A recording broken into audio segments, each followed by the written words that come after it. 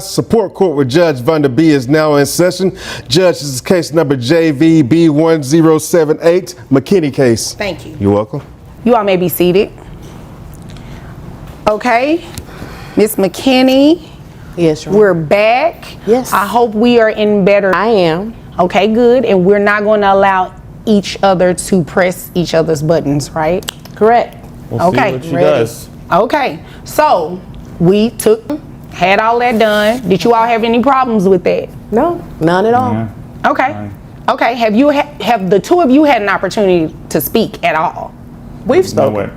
No. Lies. Oh, okay. We spoke for. All right, guys. This courtroom hearing already feels tense before the real arguments even begin. Both parties are back after taking a DNA test, and the judge is clearly hoping things stay calm this time around. But within seconds, old resentment starts boiling over again. The mother accuses him of contacting her after the test, trying to smooth things out, while he claims she is only bringing this case now out of revenge. You can instantly feel that this case is carrying years of emotional baggage into the courtroom. 30 seconds, that doesn't count. I didn't want to talk to you. You came up to me. I tried to end the conversation as quick as possible. Your Honor, permission to speak? Yes, ma'am. That is not true. He asked me, he said, look, I don't know which way this paternity test is going to go, but if you'll just let me put it on you one more time, we can smooth all of this out, blah, blah, blah, all of that crap. Oh, so that's a lot in 30 seconds. Really? No, it's not what I said, but. When he lies, he puts his hand up like that on his cheek. Oh, okay. Yeah, that's a lie pose. And you found all that out in 72 hours? I did. Interesting. Oh, so You see how aggressive she is about this? I'm just excited. She doesn't need help for her daughter. Just this is come on about with the revenge. results, This please. is clearly about getting back at me and punishing me for not, I don't know, staying with her forever. Results, please. but it's been 9 years. I know it's been, yeah. Now the alleged father starts questioning the timing of the entire case. He points out that nearly 9 years have passed, and suddenly she chooses to pursue child support after he now has a fiancée and another child. From his perspective, this feels personal rather than legal. But the mother pushes back hard, insisting she simply realized she no longer has to raise her daughter alone if he truly is the father. At this point, the courtroom becomes less about facts and more about motives and emotional intentions. Yeah, it's odd timing, isn't it? Right when I have a fiance and have a son, that's when she chooses to do this? Isn't that kind of odd timing here, Your Honor? I mean, the timing does seem a little interesting. Realization that, hey, I can do it alone, but I don't have to do it alone. If he's taking care of his other son and his fiance, that's fine. I don't need him to take care of me or my daughter, but it would be the right thing to do. And that's what if he's the father. He's the father. Okay, and you're sure of that? Yes, Your Honor. Okay, all right. All right, well, I mean, bailiff, we have those results. Got your cashier's check. Well, I'm just saying. You can't say that to him yet, though. Okay. We don't know if he's even going to be the father to pay child support. I know. But if you are indeed the father, I wouldn't recommend you make a payment today because the order would just be being signed today. Is there an appeal process even if I am the father? Here, the judge tries to move the hearing toward the DNA results, but the father suddenly asks something that completely catches the courtroom off guard. He wonders whether he could somehow appeal or even use a restraining order to avoid child support if the test comes back positive. The judge immediately shuts that idea down. A restraining order has nothing to do with financial obligations toward a child. Even the judge sounds surprised by how creatively he is trying to connect unrelated legal issues together. What would you be appealing exactly? I don't think that based on the way she's been treating me and based on her selective choice of when to bring this issue in order to, harm my relationship with my family, I consider that a form of harassment. And I feel like I should be able to file maybe a restraining order, and that would prevent me from, if I had a restraining order against her, that would prevent me obviously from having to pay for her support, wouldn't it? What is that, a restraint? No, that's not how any of that works. That was really creative though, but that's not how any of that works.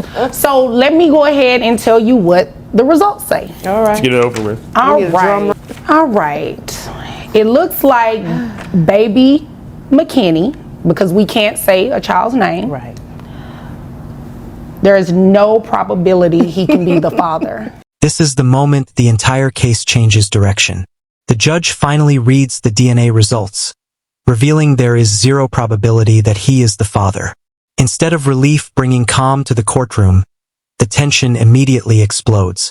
The mother reacts with disbelief while the alleged father clearly feels vindicated after years of denying responsibility.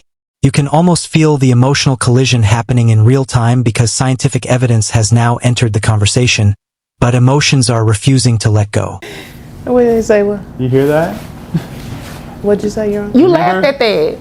Remember? No, I didn't hear. Oh, let me say it a I'm little the louder. only white person she's been with. There is Remember that? no probability that he is the father. Okay, so first of all, no disrespect to you, but the letter looks a little sketchy.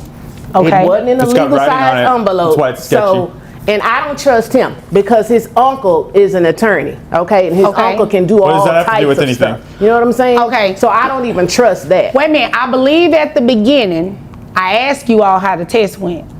I mean, And the you test- said, wait a minute, hold on. You said everything went good, right? And it did. And it what she did, said. and it was fair that day, right? Yes. They swabbed her mouth The correctly. person appeared to be wearing PPE and the Now the mother begins openly questioning the legitimacy of the DNA results themselves. She claims the paperwork looks suspicious and even suggests his attorney uncle could somehow influence the situation behind the scenes. The judge quickly reminds her that the testing process appeared fair from the beginning and both parties already agreed everything went properly that day.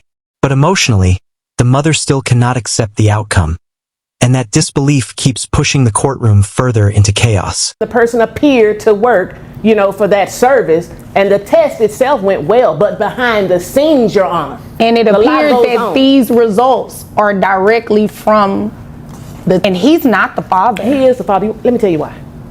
Let me tell you why, Your Let Honor. me tell you not. No, he's not. He's the father. He's not.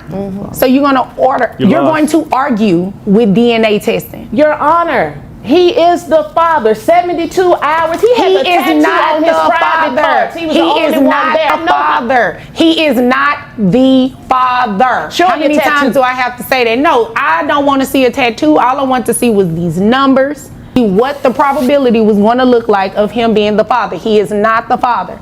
Now, That was way too much, by the way. You have a tattoo. excuse me, you know what? I don't even see why you all need to be having a conversation right now. I agree. At this point, the courtroom becomes completely chaotic. The judge repeatedly explains that the DNA test officially excludes him as the father, but the mother keeps insisting he is still the parent. Then the argument takes an even stranger turn when she starts talking about a tattoo on his private body as proof she knows him intimately. Meanwhile, the alleged father becomes increasingly sarcastic and confrontational because he now feels fully validated by the DNA results in front of everyone. Can we you do a are not the retest? father, which means that you will not be placed on any type of child support or anything today. Now, you, Miss McKinney, you do have the right to petition someone who you may think is the father. There is no one else, Your Honor. It was him. He has a tattoo on his private part. I was with him and the tattoo for 72 hours. I know what I felt. I know what I felt. Him. Well, there is a probability of something else, though. Okay. You were probably with somebody else too within that previous 72 hours. Oh, Your Honor, you tried it. There's no shade, just facts. Possible. It's So, very likely. How is it possible? Because there were like 6 or 7, 8 hours stretches during that time where I didn't see you or know where you were. I don't know what you were doing. You know what? Maybe I'll give you the benefit of the doubt. Maybe you don't even remember this other guy. It's possible with the rate you were going in those days. So I'm willing to grant you that you may not have been lying. Man. The emotional tension keeps escalating as both sides continue arguing over details from their past relationship. The father accuses her of being involved with other people during that time period, while she insists he is still lying despite the DNA results. At this point, the judge can clearly see the courtroom is going nowhere productive anymore. What started as a legal hearing has completely turned into an emotional fight fueled by distrust, bitterness, and years of unresolved resentment between both sides. You may Okay. not have been lying about thinking that I was the only white guy you were with. Well, just answer my question. Do you have a tattoo on your private part? I have a birthmark that kind of looks like a bird. Maybe No, that's it what you says thought. Mississippi long. Do you have that tattoo? Okay, No. well, you know what? This is what Mississippi. we're about to do. At this rate, we're not getting anywhere. I've already said what the results were, which means I'm dismissing this case. You are more than welcome to bring another case.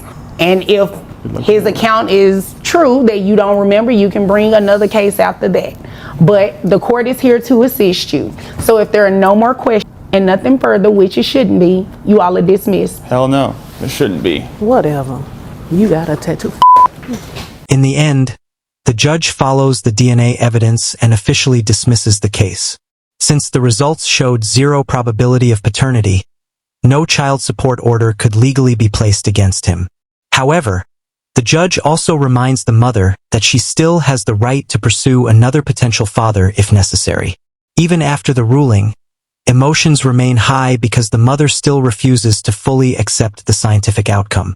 This case became a powerful example of how emotional certainty and legal evidence do not always align in family court. What would your reaction have been after hearing those DNA results? All rise.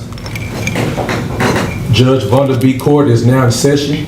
Judge, this is the case of the ghost. Thank you.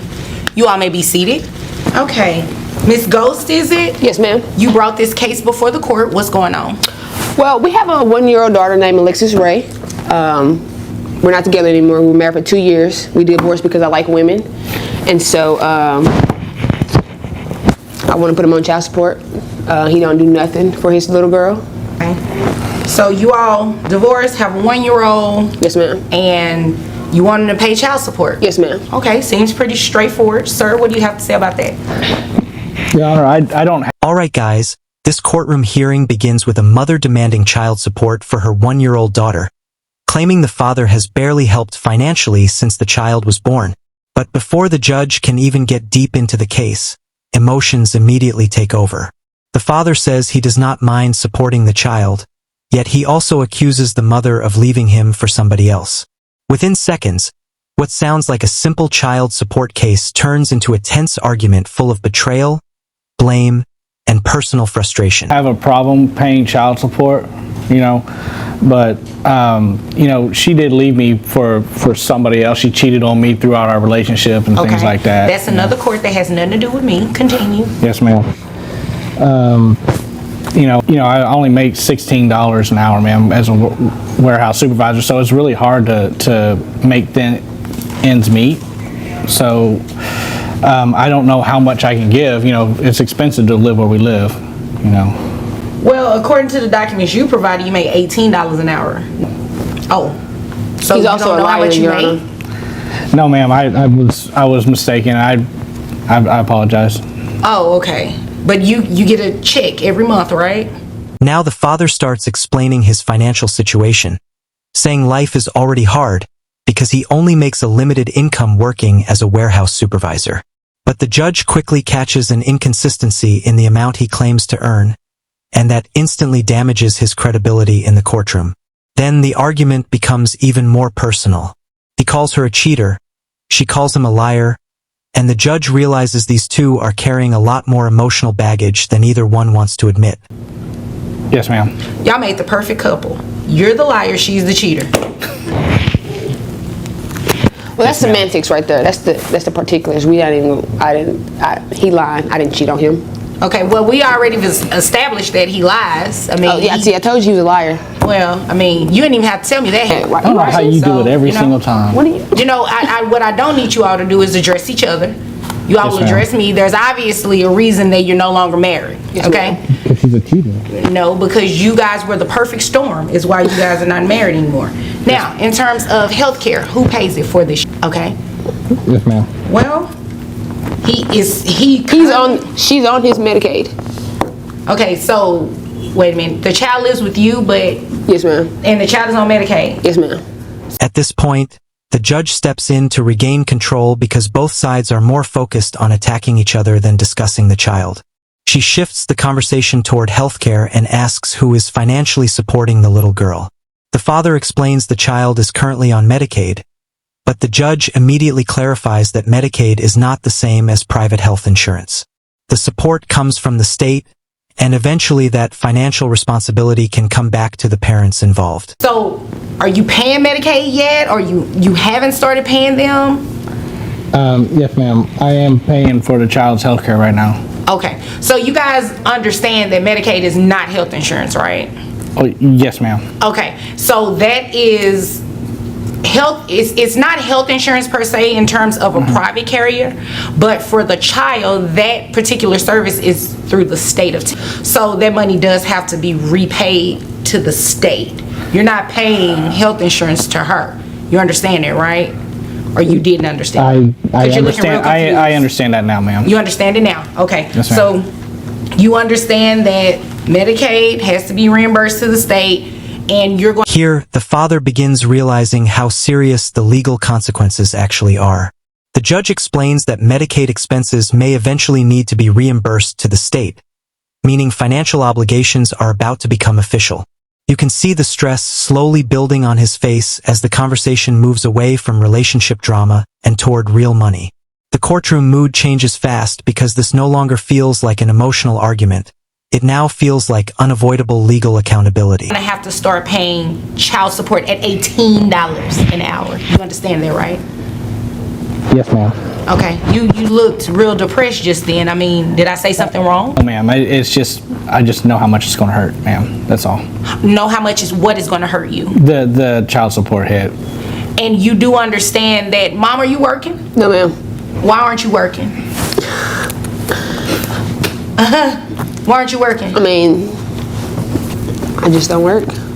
You don't want to work, but you think that he is solely responsible for taking care of your 1-year-old? Well, she lives with me, so I take it. I was talking, thanks. This may have been one of the most uncomfortable moments of the hearing.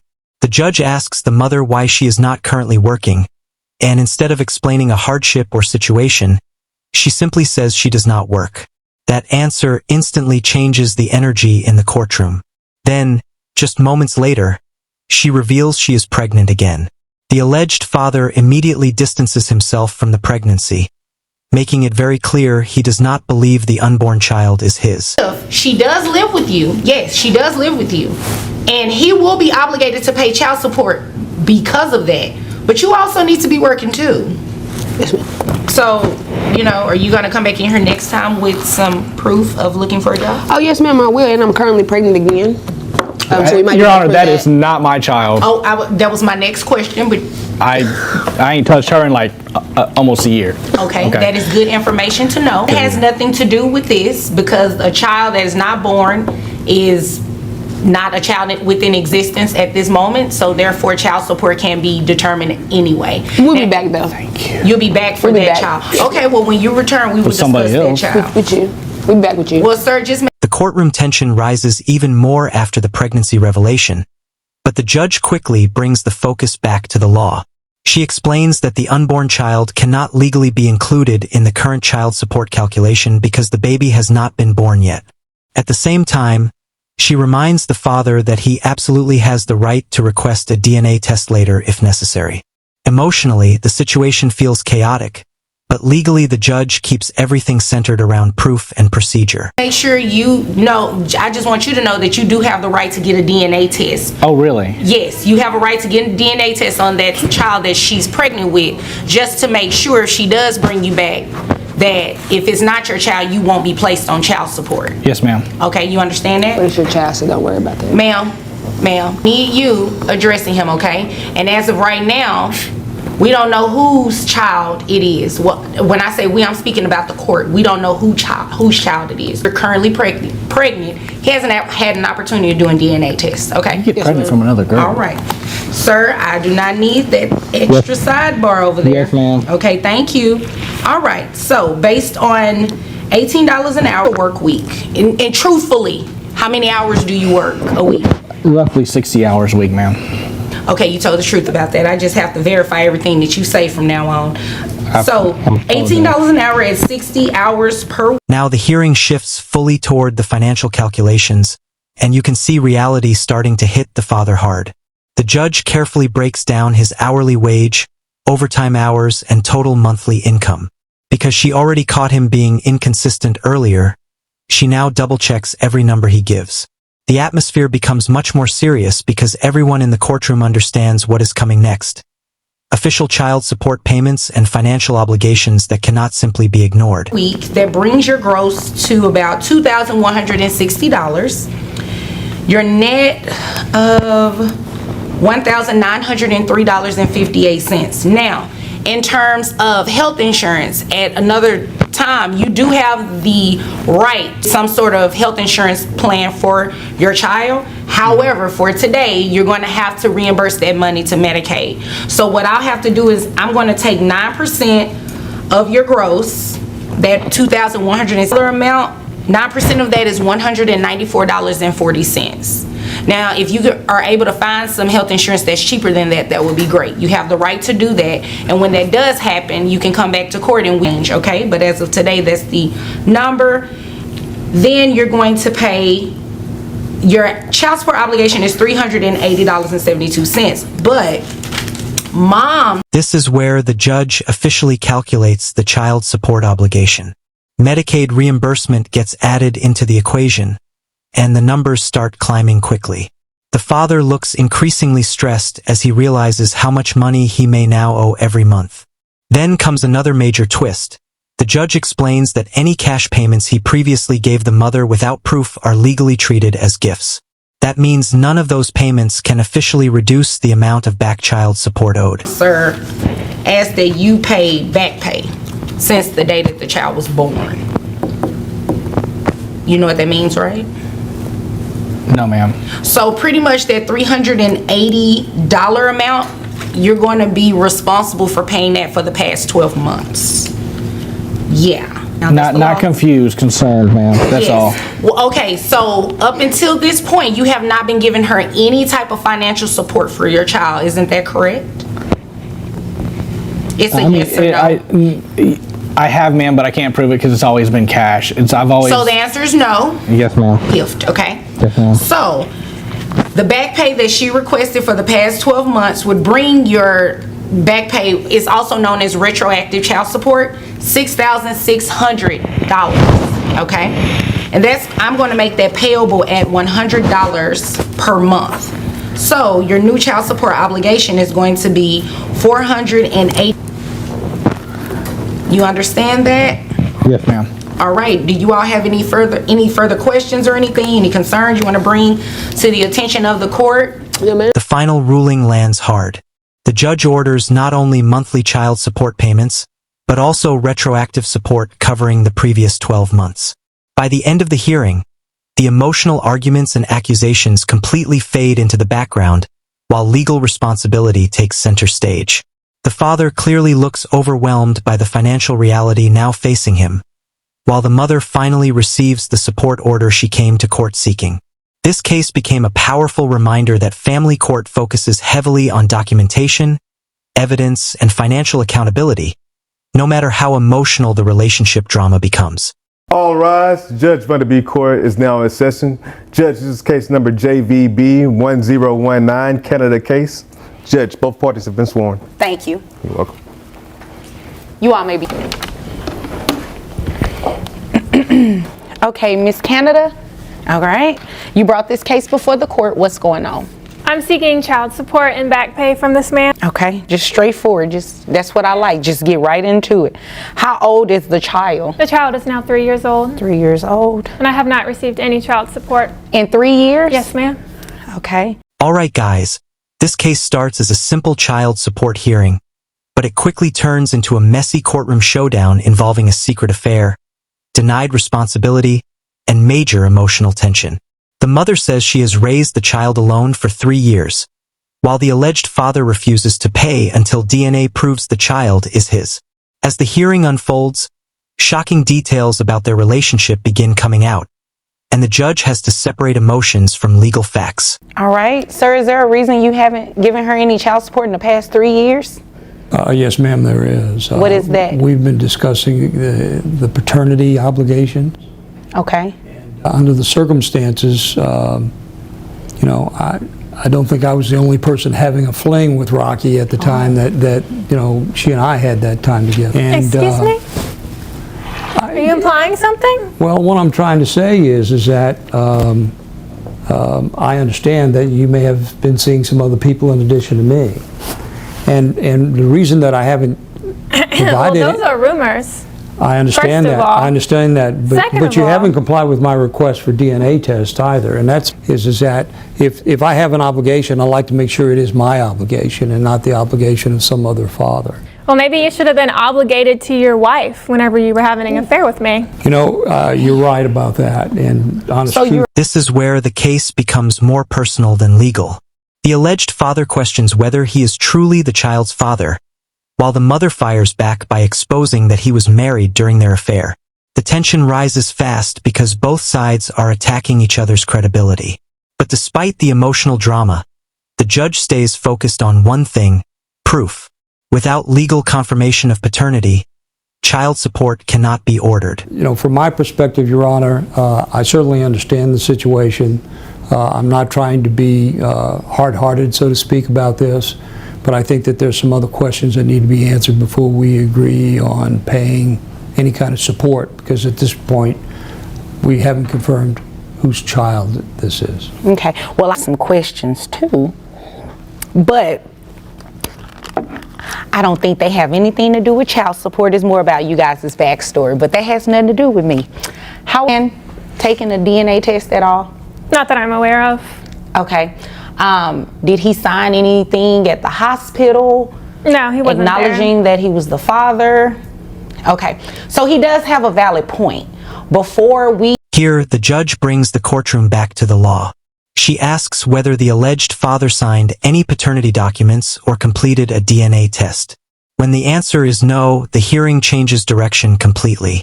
No matter how emotional the situation feels, the court still needs legal proof before placing financial responsibility on someone.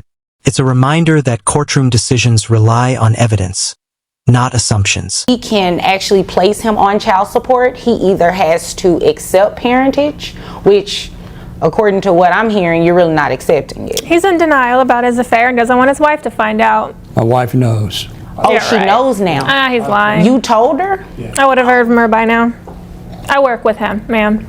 at the welding place? I'm a receptionist there. Receptionist there, I'm a manager. That's how we met. You're her direct manager. Oh, okay. Ooh, much tea this morning. So, yeah, he's entitled to a DNA test. Sure. Okay, so before we can move forward with anything in terms of child support, looking at your financial documents you provided, he first needs to get a DNA test. So what I can do is you guys... Things get even more awkward when the mother claims he is hiding the affair from his wife, only for him to reveal that his wife already knows. Then another surprise comes out. They actually work together and he is her manager. The courtroom instantly becomes more uncomfortable, but the judge refuses to get distracted by the personal drama and keeps the focus on the DNA issue. Go and get the DNA test, then you can come back at a later date, possibly, if he's the father. If he's not the father, you're more than welcome to bring back as many people as necessary. I'm not implying by any means that what he's saying is true. Right, he's but if definitely he's the not father. the father, you can bring back as many people as necessary to get DNA tested, and we actually find the father. And Well, I know who it is, so that's not necessary, but thank you. okay. Is there anything further? Your Honor, can we get your assistance in having this thing come so that we can get this DNA testing done expeditiously? Oh yeah, most definitely, and it will be done through the Attorney General's office. Okay. Because they are actually on site in the courtroom, and it will be in the courthouse rather, and it will be much easier and free to you all to go ahead and use. This becomes the key moment of the hearing as the judge officially orders DNA testing through the Attorney General's office. The alleged father finally says that if the child is his, he will accept responsibility. That statement changes the tone because he no longer sounds like he is avoiding obligations completely. Now the entire case depends on one thing: the DNA results. Their resource. Okay? If there's nothing further, you all are dismissed. Thank you. Rocky, You're welcome. if I have obligations here, I'll stand behind them. I appreciate that. Thank you. You're welcome. In the end, the judge follows legal procedure instead of emotion. Before child support can be ordered, paternity must first be proven. Even with all the tension, accusations, and personal drama, the courtroom comes back to evidence and responsibility. Now the DNA test will decide everything. What do you think? Should emotional responsibility matter before legal proof exists? Let us know in the comments, and don't forget to subscribe for more courtroom drama and legal breakdowns. All rise. Judge Vanderbeek Court is now in session. Judge, this is case number JVB 1039, Sutton case. Thank you. You're welcome. Okay, Miss Sultan, you're back. And I see that you got, well, dad or potential father served. What's your name, sir? My name is Stephen Pippin. Mr. Pippin. You understand why you are here today, right? Yeah, unfortunately. Okay. You know I ordered you to have DNA testing done a month ago. Yes. And so we can determine child support. All right, guys. This courtroom case opens with immediate tension as a father walks in after ignoring a direct court order to take a DNA test. The judge is clearly not happy because this isn't a suggestion anymore. It was a legal instruction he simply chose not to follow. The mother is here demanding child support, but the situation instantly shifts into whether the court can hold someone accountable who refuses to cooperate. Right from the start, you can feel this case is going to focus more on defiance of authority than simple parenting responsibility. What it's going to be in this case. And I don't have anything from the testing center showing that you showed up. So what's going on with that? Because I didn't take it. I don't know what she's talking about. So I order you to do something. This is not about her right now. I order you to do something and you just decide on your own, I'm not going to do it? Yeah, I don't think I'm the father, so I don't have to take the DNA test. Well, if you don't think you're the father, wouldn't it make sense to go ahead and take the DNA test? Yeah, but it's all this long process. I'm a busy man. I got a lot of stuff on my plate right now, so I don't have time to sit back and Well, just be how busy are you? What do you do? Oh. And I'm a full-time student. Oh, okay. So I don't have time for the games and all this testing, DNA testing, all that. I don't have time for it. All right, so you work every day as a waiter? Yes. Did you bring anything today to show? Now the judge directly confronts him about the missed DNA test, and his response is surprisingly casual. He says he didn't take it because he doesn't think he's the father and he's too busy with work and studies. But legally, that argument doesn't hold up at all. When a court orders DNA testing, personal opinion doesn't matter. You comply first, dispute later. Then the judge starts questioning his employment, and we immediately see cracks in his story, as he shows up with no documentation or financial proof. That you're waiting tables, any type of financial information? I ain't bring that. Oh, so you didn't care about that either. So did you bring anything to show that you're enrolled as a full-time student? Nah, I didn't. You just came to court unprepared today and you just think I should go along with that, right? If that's what you want to call unprepared, yeah. When did you start working? About 4 months ago. What did you do 4 months ago? I had a full-time job working as a consultant. All right. How much money were you making? 63. Hold on. How did you say your baby was? 5 months. 5 months. And you just stopped working there 4 months ago? Yeah, they had some layoffs, and I kind of thought that they were going to start laying some people off, so I decided to go ahead and quit. Here's where the timeline starts raising serious questions. He admits he previously made around $63,000 a year working a full-time job, but now claims he's only a waiter and student. The judge quickly notices something suspicious. The child is only 5 months old, yet he left that higher-paying job just 4 months ago. That timing creates a strong implication that the job change may not be accidental. In family court, timing like this often becomes a key factor when determining financial responsibility. Quit. So you quit? Mm-hmm. You didn't quit because you figured she was probably going to put you on child support? Nah, I just... Are you sure about that? Because it's mighty funny that this child is 5 months old and you just stopped working that job 4 months ago. How much money were you making? $63,000. $63,000 a year? And you're making how waiter? I did it because I'm a student, so I'll probably make around $15 an hour. Oh no, you came here to waste my time. You obviously came here to waste my time today. I am not going to place you on child support for $15 an hour and you just start working a job paying you $63,000 a year. You see how crazy that sounds? Yeah, I think it's crazy that you using my $63,000 income. I don't even work there no more. You don't have to work there, but it sounds like you intentionally stopped working there because At this point, the judge makes a major legal move. Because he refused to take the DNA test, the court can legally treat him as the father by default. This is not punishment based on emotion. It's enforcement of procedure. When someone ignores a court-ordered DNA test, the system doesn't stop. It moves forward without them. This moment shows a very important principle in family law. Avoiding testing does not protect you. It actually removes your ability to contest the outcome effectively. you thought she was going to put you on child support. No. So you just disappeared on her? Because I'm not the father. Like, I don't even know. Like, I'm at work. But we don't know that you're not the father because I ordered you to go and get DNA testing. So we could have found that out today. But you know what? We don't have to deem you the father today because I ordered you to do it and you didn't do it. That's what we're going to do. That's exactly what we're going to do.